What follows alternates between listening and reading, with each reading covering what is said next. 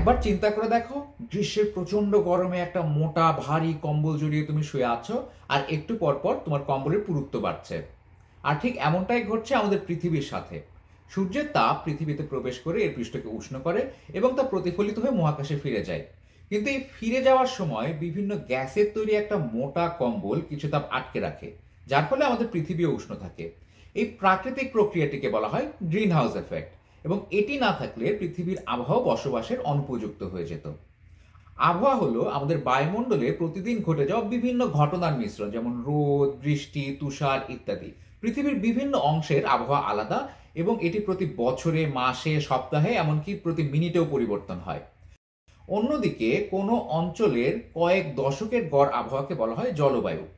পৃথিবীর বিভিন্ন অঞ্চলে বিভিন্ন আঞ্চলিক জলবায়ু দেখা যায়। যেমন অ্যান্টার্কটিকার হিমশীতল জলবায়ু থেকে ট্রপিক্যাল আইল্যান্ডীয় উষ্ণ জলবায়ু সম্পূর্ণ আলাদা, এবং বিভিন্ন অঞ্চলের সমস্ত আঞ্চলিক জলবায়ুর গড়কে বলা হয় বৈশ্বিক জলবায়ু।